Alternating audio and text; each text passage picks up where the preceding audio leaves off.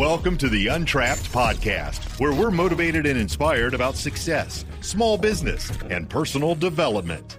And now, Keith Kalfas. We're live. What's up, guys? It's Keith Kalfas with the Untrapped Podcast.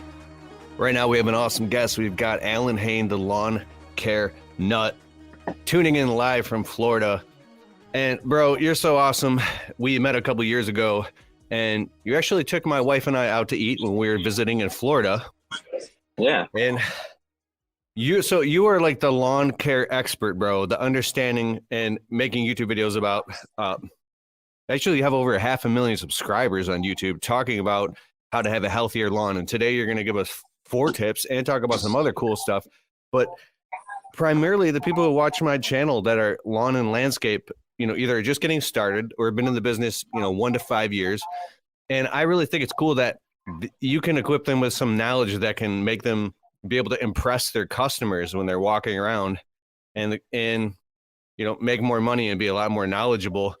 And I'm just excited to have you on, bro. What's going on? Thanks. Hey, it's I remember when you guys came down, for those of you that follow me on Instagram, I took them to the old River Roo over by there. We had a nice lunchtime out on the water. The River Roo is where I do some people watching on Saturday nights sometimes, and we get some fun dancing going on. So people that follow on Instagram will know that. But no, I think it's cool, Keith. I appreciate you having me on. As you guys know, or as you know, I only talk to DIYers. Like, that's my whole channel, right? Is giving tips to homeowners, DIYers. But over the years, I've noticed there are a lot of lawn professionals that are in the audience.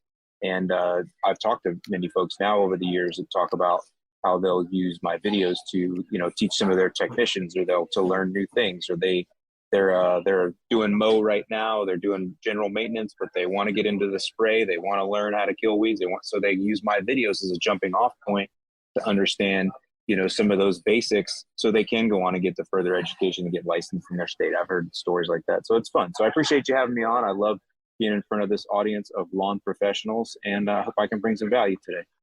Also, Stan Genetic, the dirt monkey, I remember a few years back, I called him up. I was a little frustrated. I was like, bro, I want to grow my YouTube channel. He's like, dude, who's crushing it right now? I'm like, who? He's like, whose videos you need to check out? Who? He's like, the lawn care nut. And then I looked up your videos, and are you filming with a GoPro or because the angle, the colors, everything is like, I don't know, it just sucks you right in, bro. So I know back then I was on GoPro on a selfie stick. Dude, that was like the thing, man. We all walked around with our selfie stick and have the microphone with the big, dead cat on the top with the whole little setup with your GoPro. All right. So, and for those of you, there will be a replay here on your YouTube, where you can listen to the entire episode on the Untrapped Podcast on Apple and on Spotify. That'll be out in a few weeks as well. So let's get into it. All right. So you want to talk about some tips, huh? I wrote down 4 things, and I'm going to pretend like we're talking to DIYers, but I think those of you that are lawn pros, this will help you understand the approach or the context that DIYers look at lawn care, which should help you communicate better with your customers. That would be the hope, right? So the first thing I tell people is get out and it's learn your land. That's really the most important thing. Think about, you own this property. If it's your forever home, you're going to own it for a long time. And over those years, you're going to get to understand how your property responds to different things, different times of the year, wet seasons, dry seasons, spring, fall. I know I got a shady spot over here. There's certain things you'll learn over time, but it starts just by getting out and measuring your lawn. Even if you've measured your lawn in the past, I recommend get out and do it again. Re-walk that lawn and just understand how much square footage am I dealing with? Because especially if you're a new homeowner, I talk to a lot of new folks just bought their first house. I mean, if you have a 5,000 square foot lawn, that's a lot different than an acre. I mean, you can't even really buy a lawnmower with confidence until you measure your lawn first, right? To understand even how big of a mower you need, that type of stuff. So get out, walk that lawn, learn your land, and pay attention when you're doing it, right? Like, as you're walking, do you feel bumps? Do you feel lumps, soft spots? Where are the shady areas? What are areas that are retaining water? As you mow, think about these things, right? And the way I talk about that is like your body. Like, if you work out, for people that do a lot of fitness, your body, how far you can push it. When you're going to get an injury, you slow down on certain things. you just learn your body over time. And that's really the same with your lawn. You learn it over time, and that's really how you be successful. So that's the first thing I say is get out and learn your land, and just it's yours. So focus on it and know it. Too philosophical? I don't know, man. Try to be No, I like that. I was thinking about like my lawn at my house, the front and the backyard, but I think of it like claiming stuff as my territory, my space. And now that I'm thinking about it, there are some annoying areas in my own lawn where there's divots and there's weird bumps and stuff. And I was like, dude, I'm a landscaper. I own a landscape business, and my lawn is very green. But at the same time, there's some parts of my lawn that piss me off. But I actually don't think far enough into let's fix it, or let's find out what's going on. And then there's obviously all the spring weeds and dandelions and stuff like that. But all right, so yeah. There's simple things you can do too. Like a lot of people always want to reach for the chemical. Like that's how we're going to fix everything, right? But sometimes, I mean, it's just, and maybe you need to install some drainage. Maybe you need to take care of your downspouts. Maybe there's thousands of gallons of water that come off the roof when it rains. Maybe that's why you got wet spots, you know? So, you know, doing things like putting in French drains or surface drains, those are not difficult tasks. Physically, they're difficult, but the science behind them isn't anything crazy. It's just slope and fall or whatever. So sometimes you can do things. Maybe you have to study over time or think about it over time. That's what I mean. As you watch things over time, you'll realize what's happening, and you can diagnose them and do some more fun work. I mean, that's the whole idea, right? We're trying to get more DIY projects out of this, you know? Mm-hmm. So, all right. You want to know a second one? Now, this one I really think is important. They're all important, but I talk about learn to love the mow, enjoy the mow. Now, again, guys that do it for a living, I know y'all love mowing too. You do. There's a big change though when there's something you love, but that thing is also what allows you to eat food and pay your rent, and you know those things. That love changes. Right? So that love of mowing can kind of change when it's your living. But for DIYers, it's for me, it's my escape. It's my de-stress time. It's a time when no one can talk to me because it's loud and I have my headphones in. So it's my me time. Put on a podcast, right? Put on some music. So that's enjoying the mow. And when you do that, you're actually making the lawn more healthy. I tell people, don't just mow every Saturday. Mow twice a week. We do the weeknight lawn work, we call it. You know, Wednesday nights. It's getting darker later now, man. I look forward to getting off of work, going home and mowing the lawn on a Wednesday evening, a little sunset, you know, have a couple 2-3 beers afterwards, you know what I'm saying? And, you know, that's just, to me, those are experiences that I want to create and have fun with this time of year. Now, I realize a lot of y'all that are listening, it's probably 15 degrees wherever you are in Chicago or wherever people are listening. But down here, you know, it's 85 degrees right now, so we're mowing. But I just say mowing is like cardio. So if we're gonna put this back onto a fitness type of thing, think of mowing as cardio. The more cardio you do, the healthier your heart is. Just makes you have more stamina. You're able to do things that you weren't able to do before when you have good cardio. So that's what mowing is. It's going to really strengthen the lawn. And that's actually true. The more you mow, the healthier your lawn will grow. So that's the second one. I like that. We're getting through these too fast, man. We got to talk about some other stuff, you know? We will. That's a good reframe, because even though I have a landscaping business, I hire a company to cut my grass because, go figure, I don't have time to cut my own grass because it's like just more like labor, right? But I think it was late July, our lawn care company just MIA'd. They just disappeared. But it was already past all like the spring rains and all the in Michigan.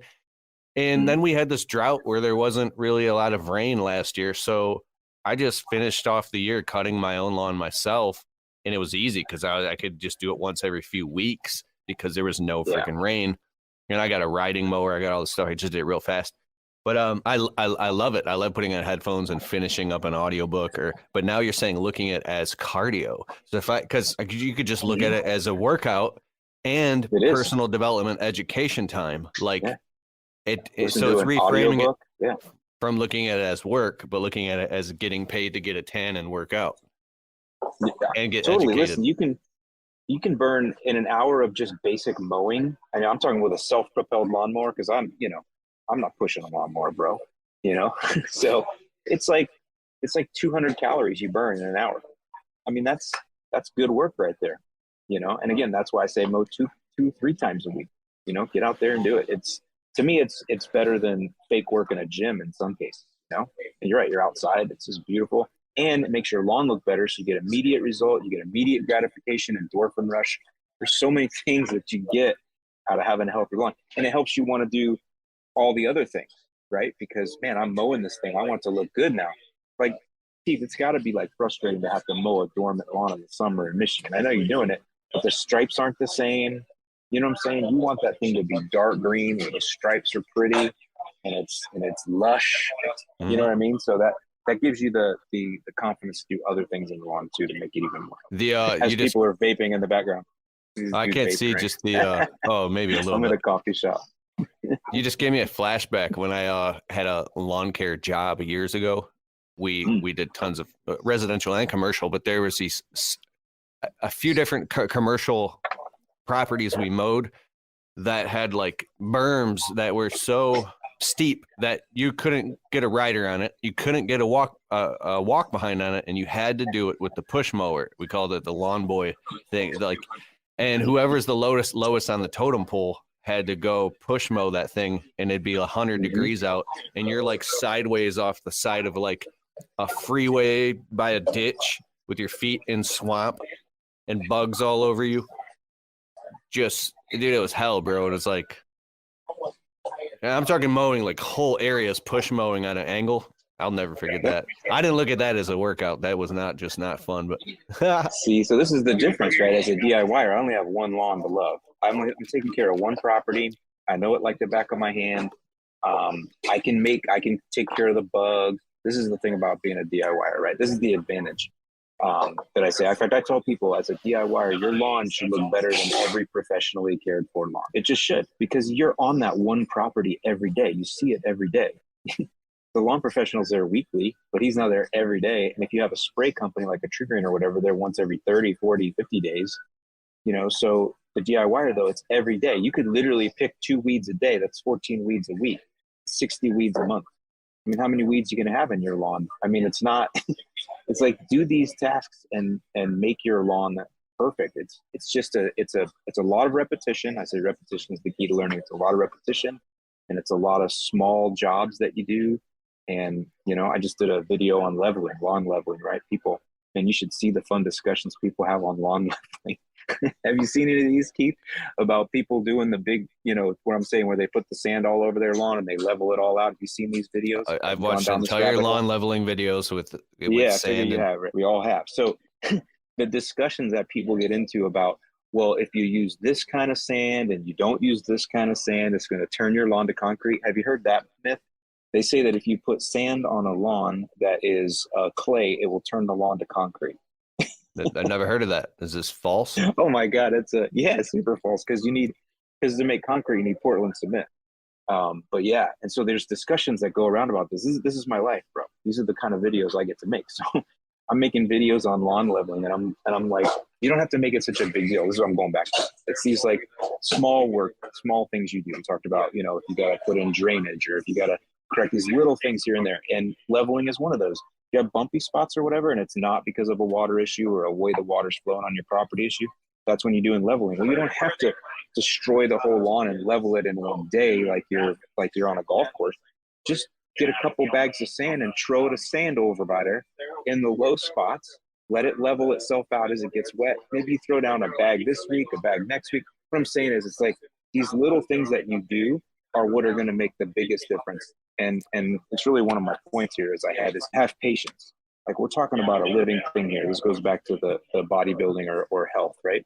You don't go to the gym one time and all of a sudden you look great.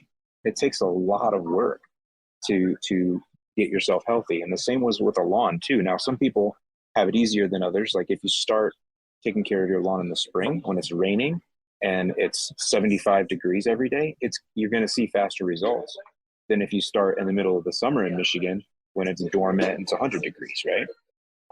If you have a St. Augustine lawn in Florida, it's going to always be hard for you because we're 24/7 year round, where lawns don't go to sleep. So, the jungle is always trying to retake the land here. So that's a difficult task, but the approach is the same.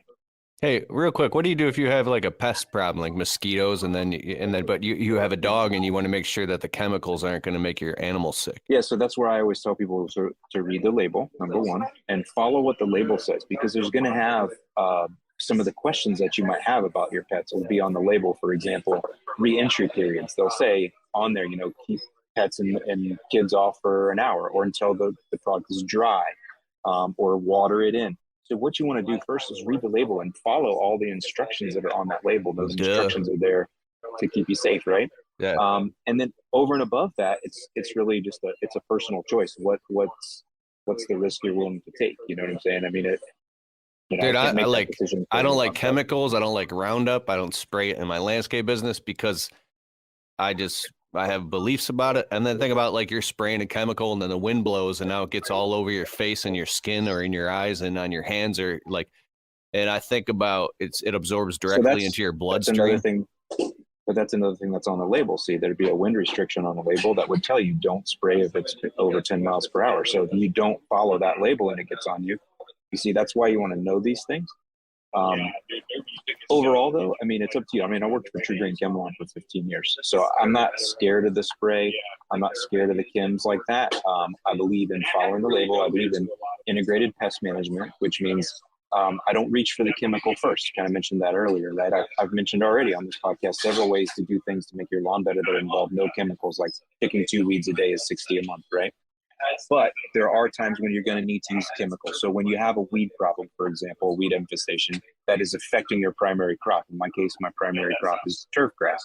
When those weeds are affecting the performance of that turf grass and its job, then I'm going to have to use a chemical, but I'm going to use it smartly. So, for example, I'm not going to use a weed and feed product, right, that I could get at a store, because weed and feed means the feed part's good, fertilizer. I want that across the entire lawn. In fact, I want that evenly coated across the lawn. But the weed control that's also in there, that's also a granular, I don't want to throw that in an area that doesn't have weeds. I don't have weeds in 100% of the lawn. They're only maybe over here or over there, where they're scattered in zones or spots. Well, if I'm using a weed and feed, I'm actually now throwing weed control everywhere, even where it's not needed. That's not environmentally friendly. So I go integrated pest management, which says I'll do my fertilizer and granular, but then I'll whip out a liquid and I'll spot spray my weeds. So now I have less pounds on the ground of chemical overall. So I'm just safer by design because I put less chemical down and I only put it where it was needed and targeted. You follow? So Bro, you're speaking that's just kind of, gold to me right now. You're defining the yeah. space, you're chopping it up, and you're creating just making points of stuff. Because if you don't know about something and you're not knowledgeable or you don't have the education, you just kind of lump it all into a category, and you think if you repeat that over and over in your mind that that's just the truth, but it's actually could be false. Like, just Well, keep going. everything is in the gray. Everything's in the gray. So it's not issues like this are not black and white. It's in the gray, right? And so you have to, that's where you, as we're doing now, you educate yourself and you understand what you're willing to tolerate, what your thoughts are, what your beliefs are. But I like to get more educated. So back to the weed problem, so we talk about spot spraying, but this is where mowing comes in. Mowing creates a healthier lawn. Weeds aren't happy when they're mowed over. Weeds not happy when it gets cut. So that's good. Some weeds can be mowed out with frequent mowing. Again, more environmentally friendly.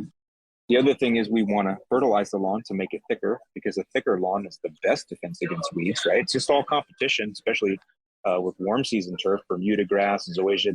These are grasses that can literally choke weeds, They have Sylvester stolons that just reach out, just crush.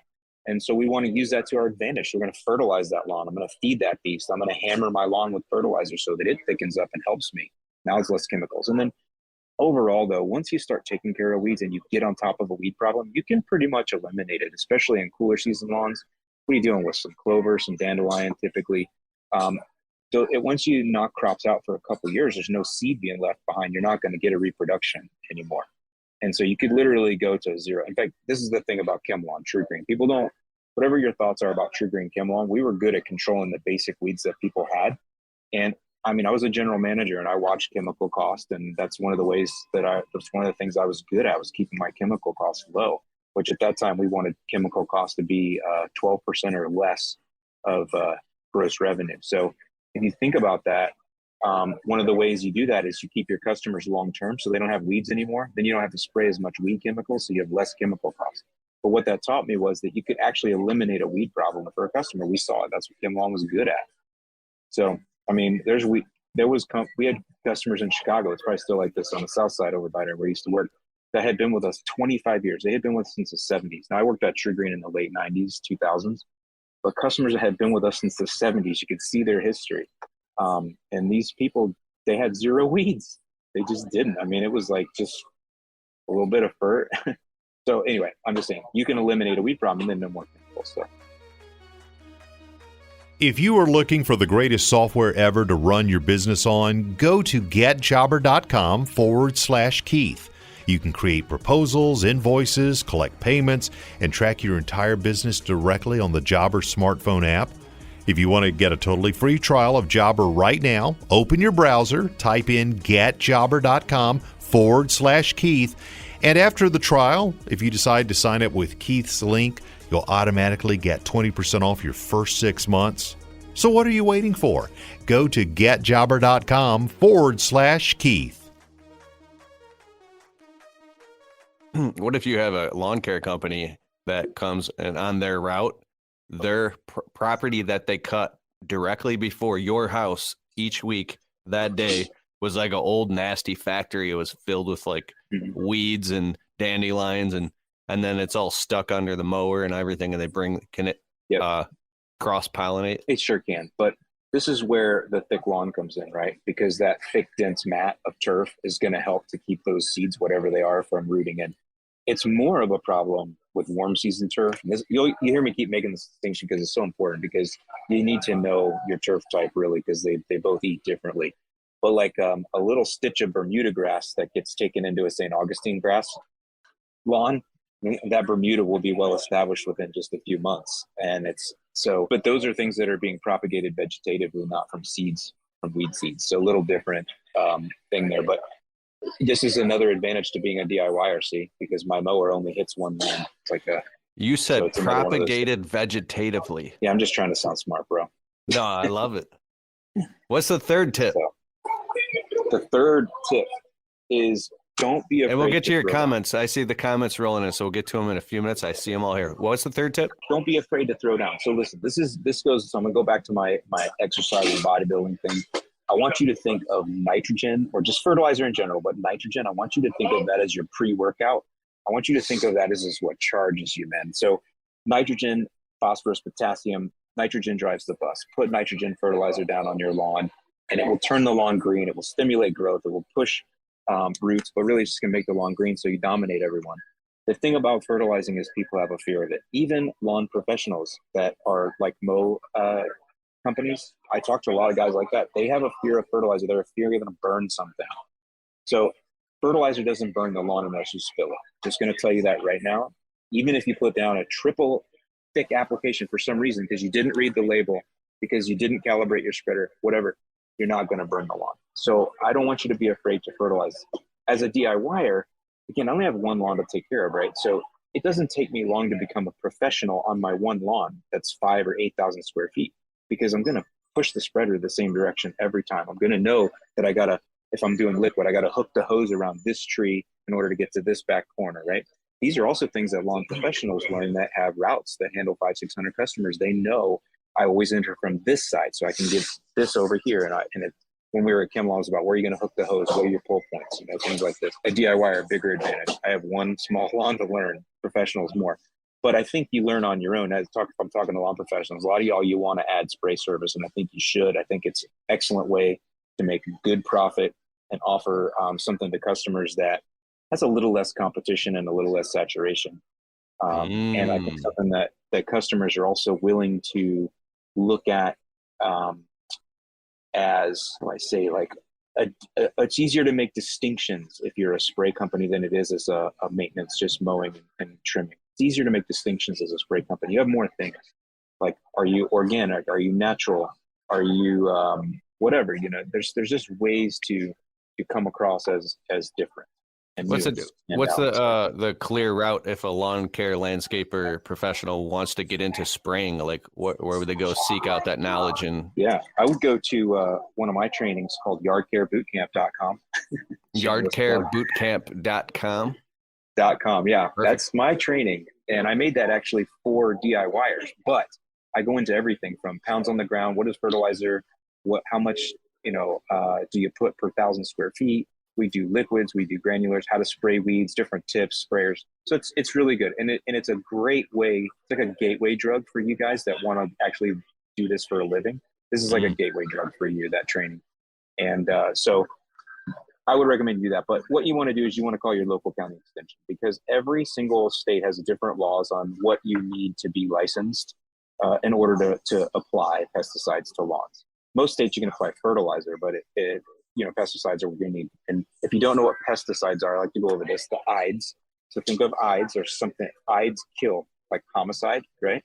Kill, right? So pesticide, ide is a killer, and then pest is a pest. So pest killer is what a pesticide is.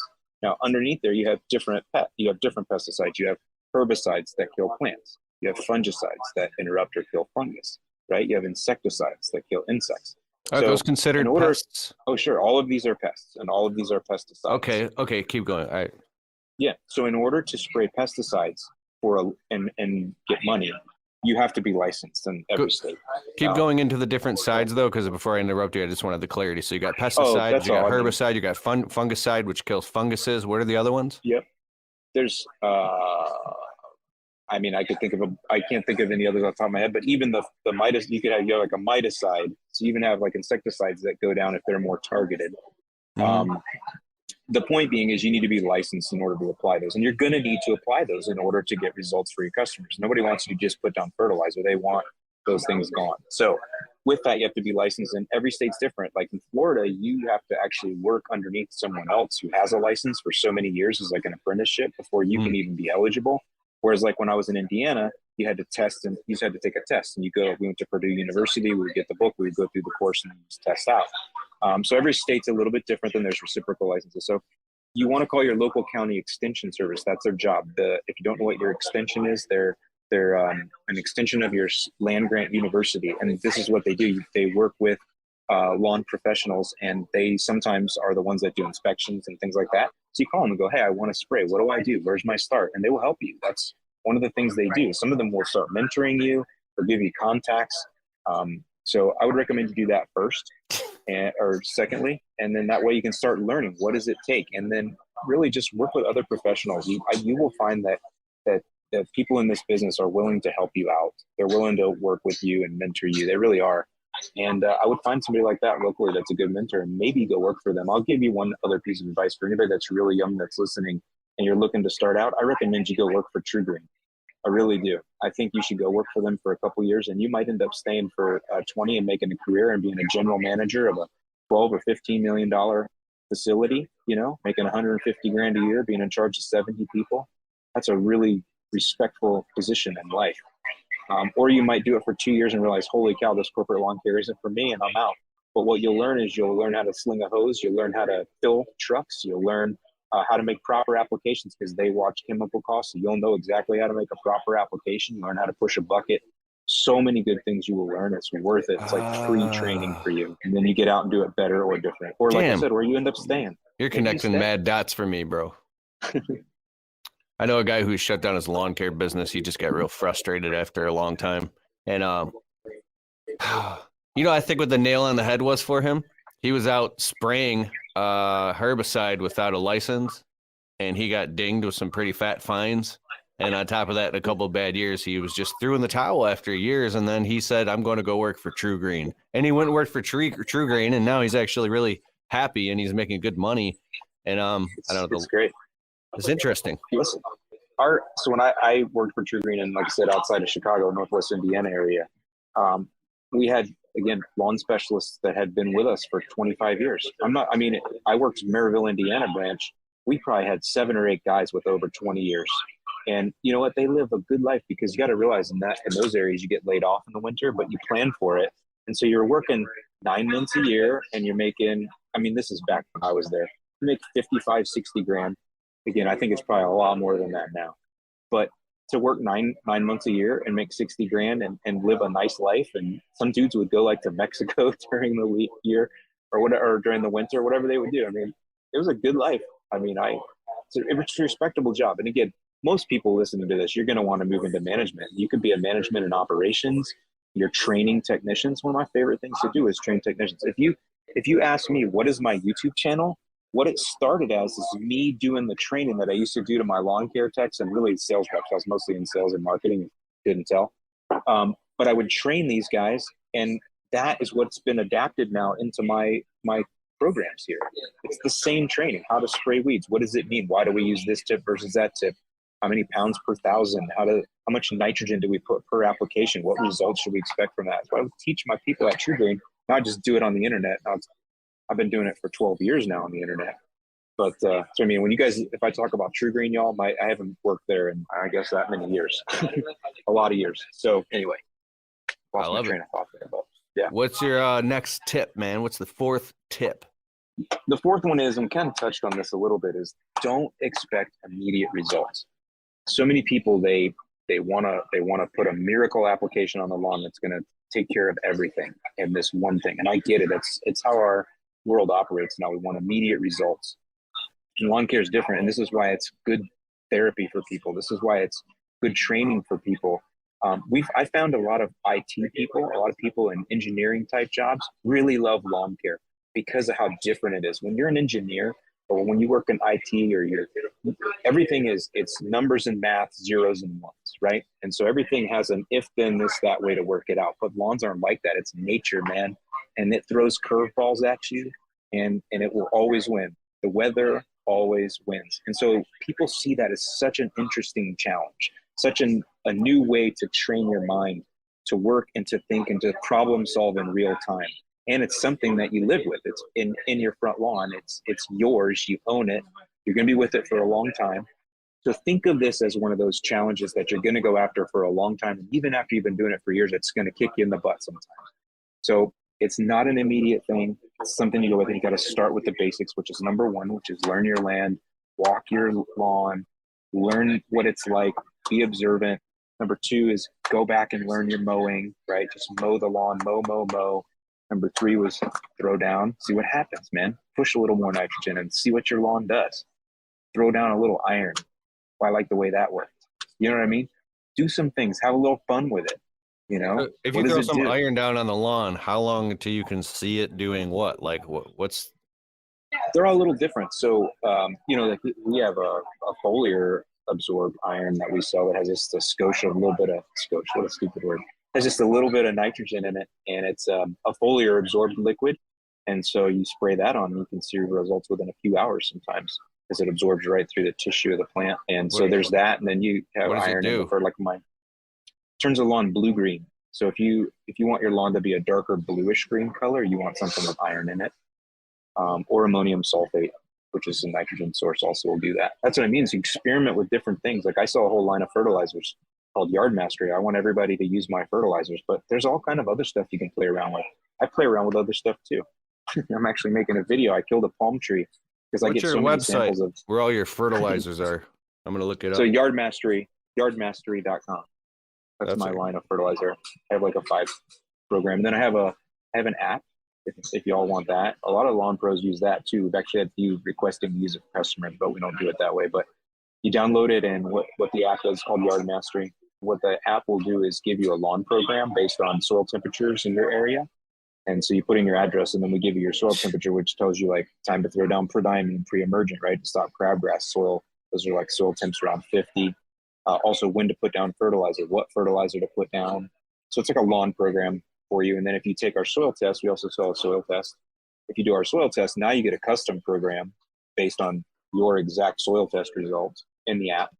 Dude, your website loaded instantaneously. Yeah. Bam, it loaded immediately. I can't take credit. It's Shopify. Wow. Runs on Shopify.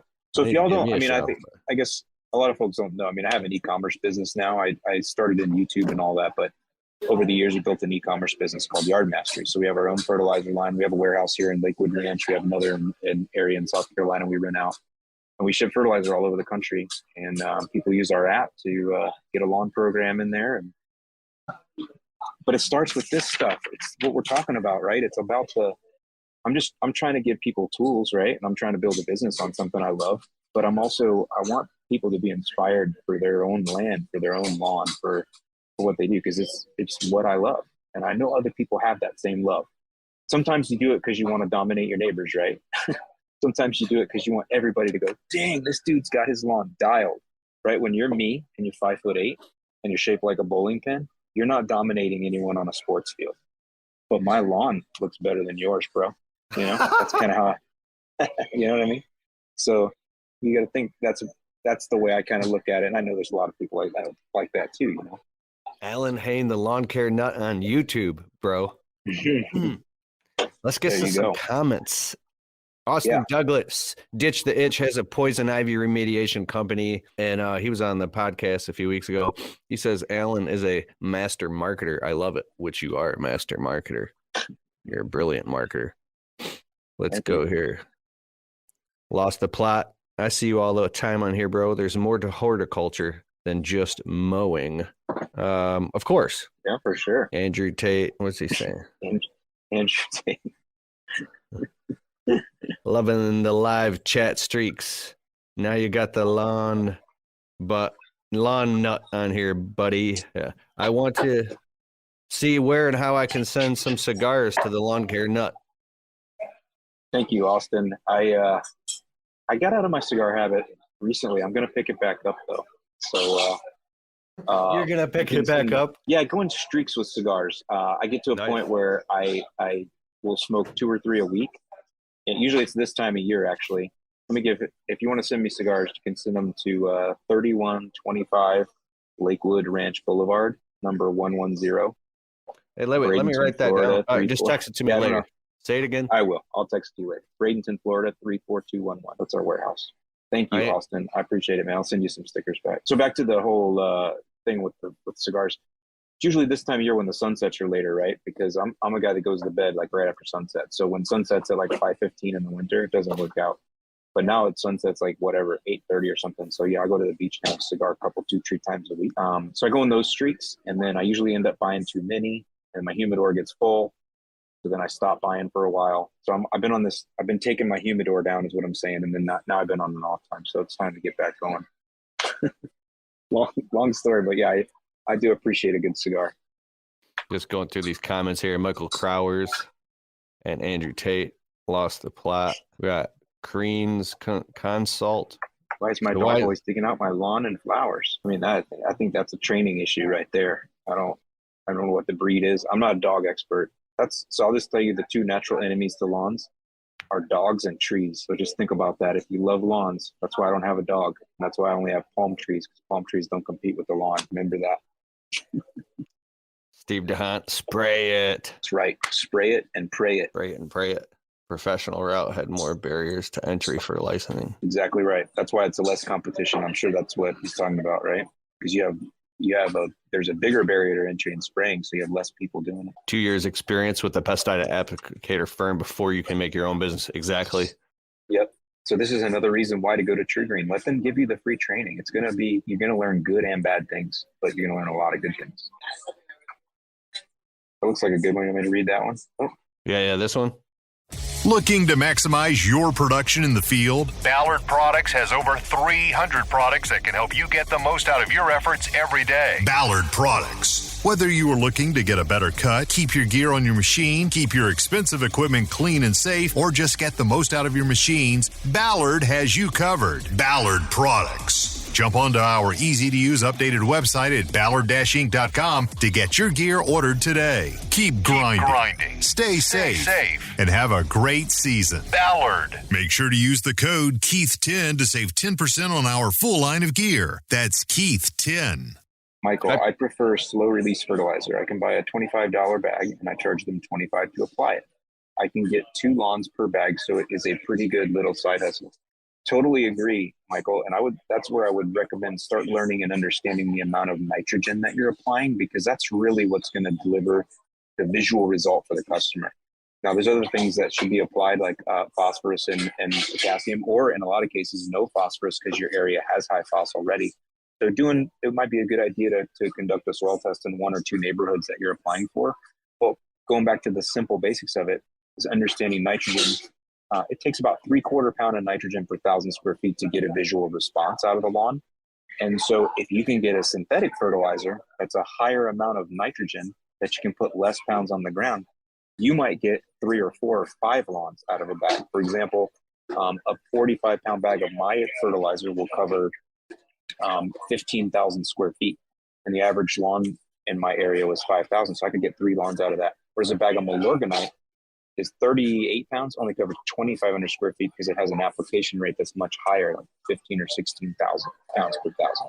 So I know I'm talking a lot of math here, but this is why I want you to learn those things, because what you can end up doing is this is how you optimize your business, is by understanding what pounds on the ground you're applying, what's going to give the visual response, and take chemical costs down. Anyway, that's not what you asked for, but he's like, I got a side hustle, bro. I'm already doubling, which is good. It's a good way to start. Love it. Found your Google listing, Keith. 4.9 stars. I did have 5 stars, but 2018 I was really, really, really busy, and this customer called for a quote, and he sounded like a kid with a bad attitude, and for some reason I had a chip on my shoulder that week, and then I was really busy, and I was like, dude, I had way too much on my plate, and I actually I canceled the quote because it just sounded like I thought it was some type of like not worth my time. Instead of giving each and every single individual customer the honor of being a completely polite, I just made a snap judgment and I canceled the quote on the customer. And then, dude, this dude ripped me a new one on Google just for canceling the quote.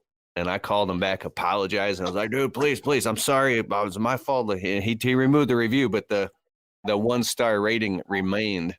And then I learned you have to treat every single customer, no matter what. You're in the service business.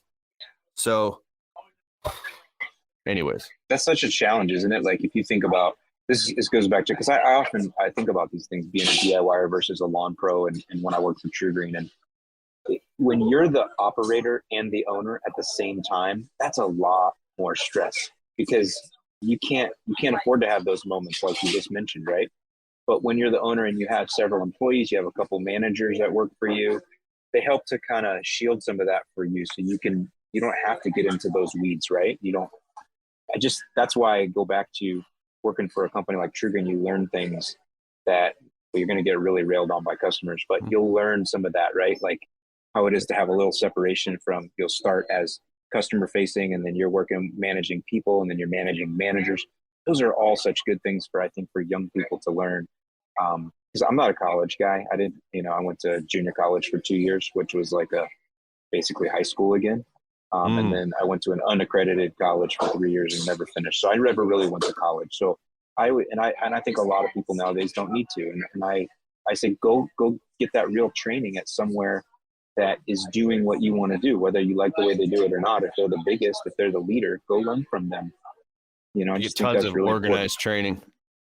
Yeah, and then exactly you right. can go apply it in your own business. Some disorganized training. But you see, one thing is their checks are going to cash every Friday. You're going to get medical benefits if you need them. So there's a lot of positives there too that you can do while you're learning. And one other tip about the negative review we got like 200 positive 5-star reviews. But if you ever get into a place in your business where you are just burned out and you're sick of talking to customers and you cannot muster up the energy to be super nice and polite and happy and helpful, just because, hey, it happens, hire a receptionist who will be the good front-facing voice for your business, and then you could just lead the field and muscle through it, which I did. I just hire more people to help you. Oh, thanks. Green Up Lawn Care. Ray D, love Allyn. He is so informative.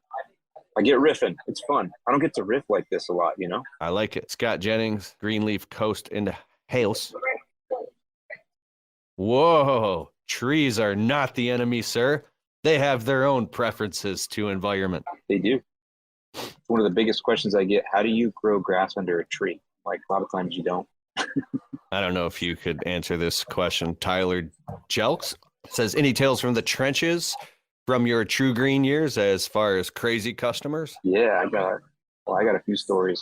I told one, I don't know if I've ever told this one. So Is this anything that could cause a problem? No, statute of 'Cause- limitations. It was a long time ago. Okay. I'm joking around.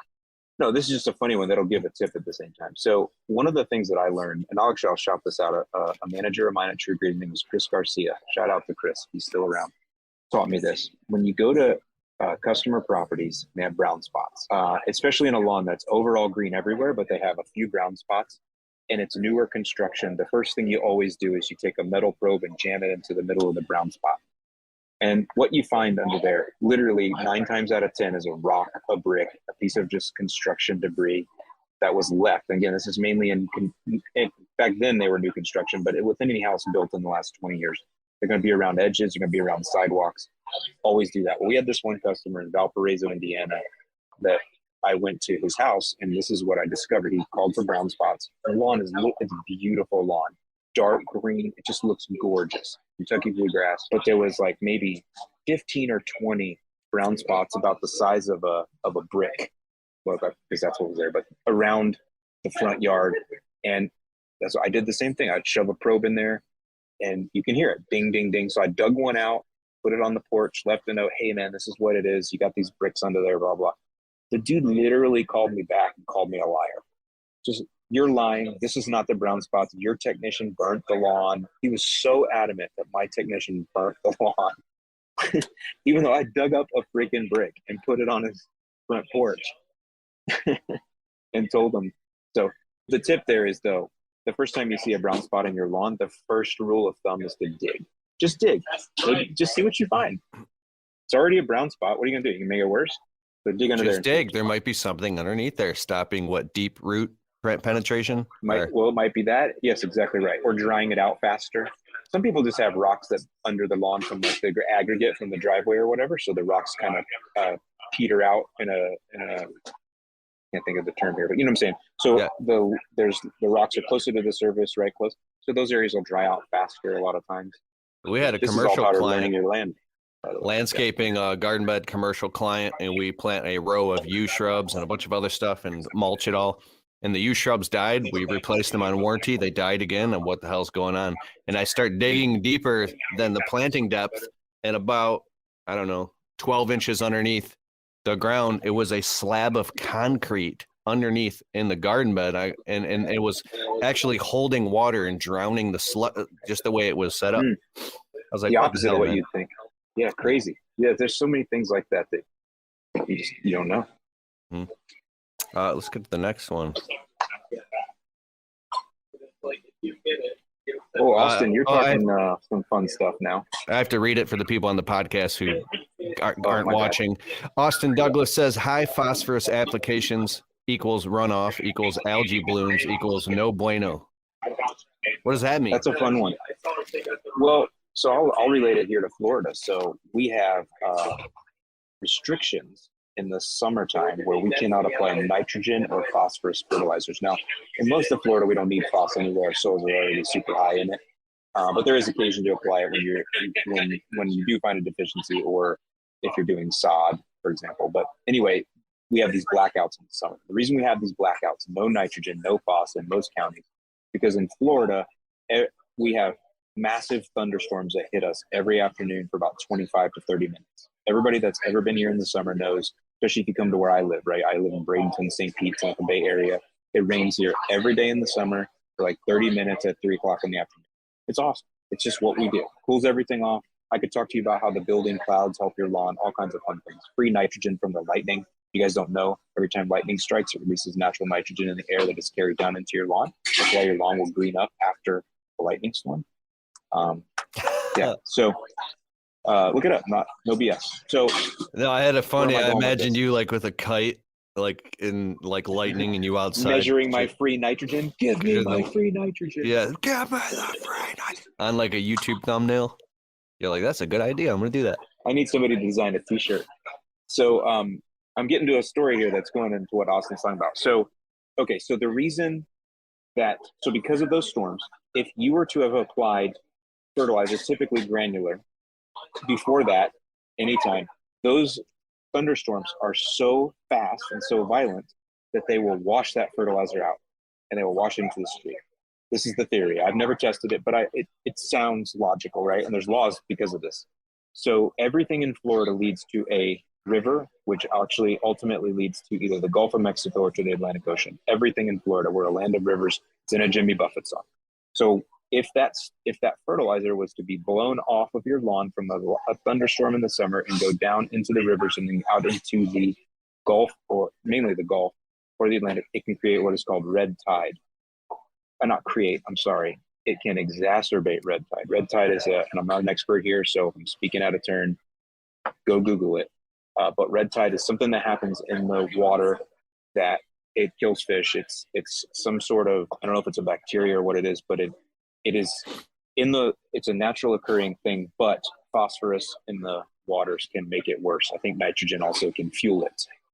And so they have these bans here to stop us from fertilizing so we don't exacerbate the red tide, because red tides kill fish. It smells bad. You can't go in the water when there's red tide here. Fish are all washed up all over the beach. It makes you cough. It's bad. It's like bad. So, and it kills our tourism. So there's those laws. So this is what Austin, ultimately I'm getting back to, what Austin's getting back to is phosphorus runoff can create those algal blooms, which here is red tide. So Austin, correct me if I said anything wrong there. I think I'm in the neighborhood of correct. Bro science. Wow, that's powerful. But So there you go. Yeah. So you have a sacred trust also with nature and earth to be a good steward of the environment as well. That's correct. And you'll find that I do education every summer on this exact thing in my email list. By the way, if you go to Thelawncarenut.com, you can sign up for my free email list. That's where my best content is in my weekly emails. And I go into subjects like this.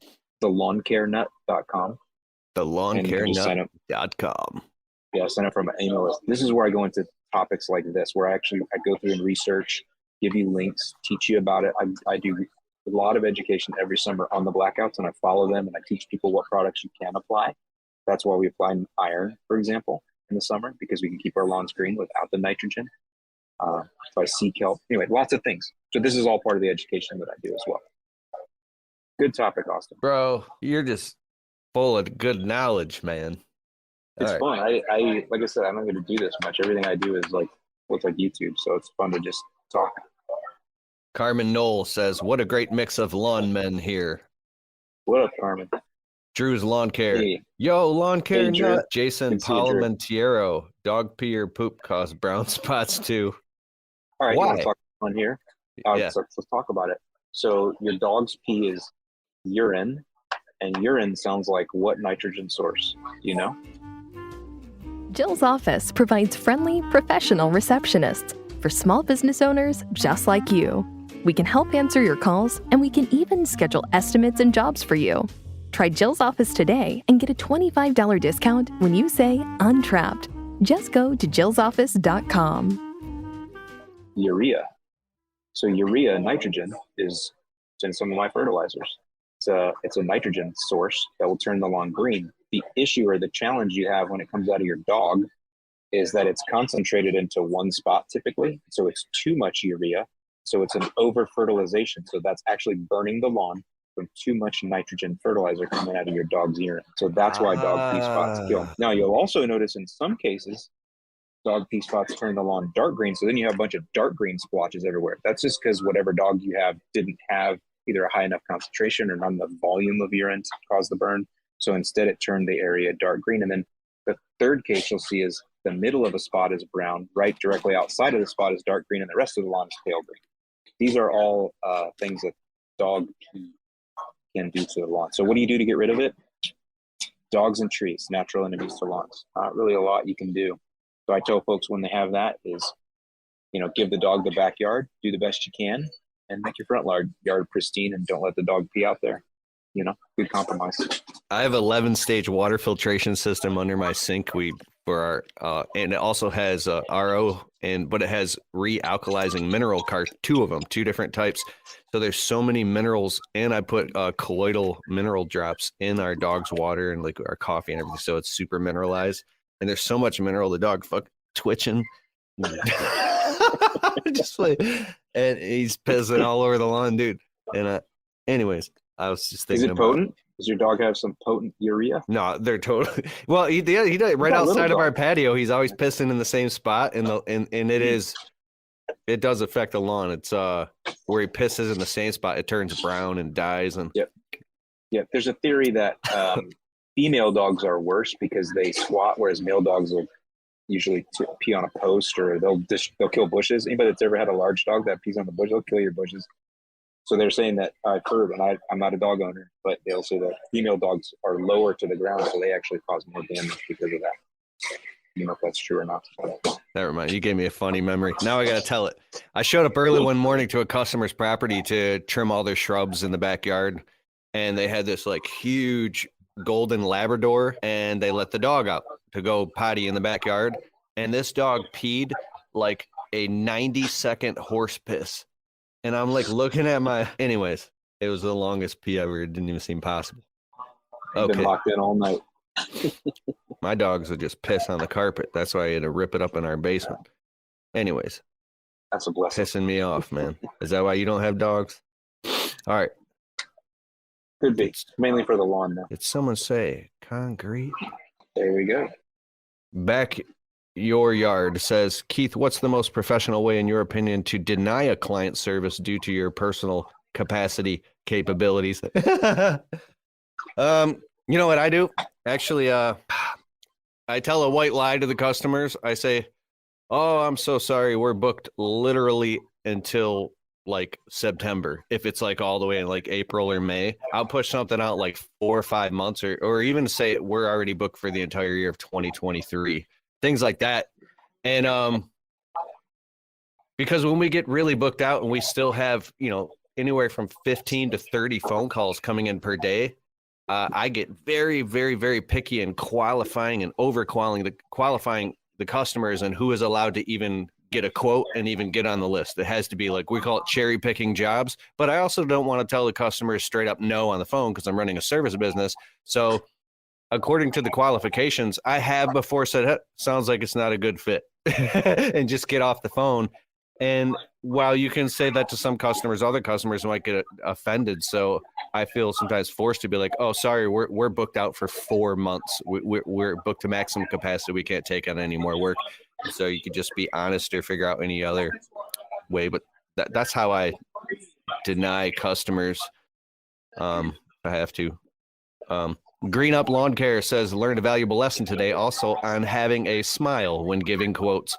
First thought she was window shopping, but ended up accepting my $3,500 bid without shopping around. We'll take a day to do. Very nice, sir. Yeah, we just did a $2,175 job this morning, ripping out some bushes and trimming a couple ornamental trees and grinding some stumps. And we were in and out in an hour and 45 minutes with a four or five. How many people? 1, 2, 3, 4, 5-man crew. We were in and out like boom, boom. What do you recommend, Drew's Lawn Care says, for killing POA in St. Augustine? What's that? He's talking about probably Poa annua, or Hoana, as they say in Georgia. I'm pretty sure atrazine. I'm not looking at a label right now, Drew, but I think atrazine is going to be your best choice. Look for heat restrictions, though. You might have to spray in the morning, but pretty sure atrazine will work well for you. It's cheap, too. Love it. Carmen Knoll. Try to get to the rest of these comments. I chucked my Scott's spreader yesterday and ordered a new Lesco spreader. That's a nice upgrade. Really nice. Jeez. You're going to love that. It's going to change your life. I've broken several Scott's spreaders, and I've broken a Lesco spreader too, because we're Dragon Melt, ice melt for snow. The heavy duty Lesco spreaders that cost like $1,000. We just fill it up with salt. Well, not salt, but ice melt, because salt will get jammed in there if it's too big of the rocks. Just hammer it. Yeah. Back your yard. Very well put. Thank you for sharing. You the man. Okay, what's else? Anyways, any more comments? That's good. Oh, we're right on the money. 4:59 p.m. So, all right. The Lawn Care Nut on YouTube. Where are you on Instagram? Where can people find you? Yeah, just Allyn Hane, ALLYNHANE, or just search Lawn Care Nut Instagram. It knows. Yeah, absolutely. And guys, go check out his videos on YouTube. They're amazing. They're entertaining. Your camera presence is, I don't know, bar none. It's amazing. Thanks, bro. Thank you, Keith. This is a lot of fun, man. Seriously, thanks for having me on. I love rapping with you. You always get me fired up. And so this is fun doing it live like this too, bro. I really appreciate it. Like I said, you gave me a chance to kind of let loose a little bit, and I love that. So thank you. Mm-hmm. And next time we come to Florida, I want to buy you lunch. And those grouper sandwiches were amazing at that place when we went to. I want to go to that place again, bro. We'll go out to the River Rue over by there, have a couple 2-3 sandwiches, have a good time over there. I love it. All right. The Gun Trap Podcast, if you're listening to this there on Apple or Spotify, please give this show a well-worded review, and it boosts up the ratings so more people can listen to it.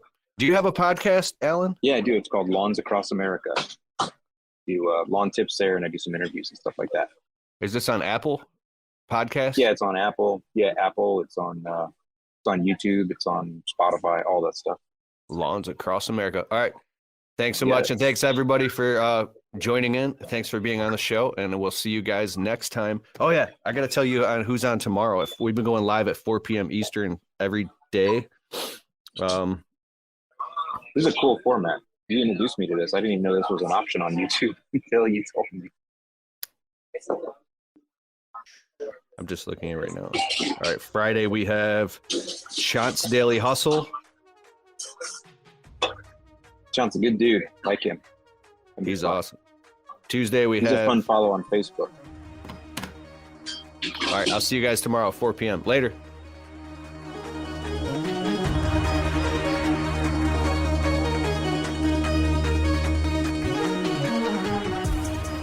Hey, I hope you liked the show. And if you like the Untrapped podcast and you get value from it, can you please take a minute and go over to Spotify and leave it a well-worded positive 5-star review? It helps boost the rankings on Spotify so the show can get to more people.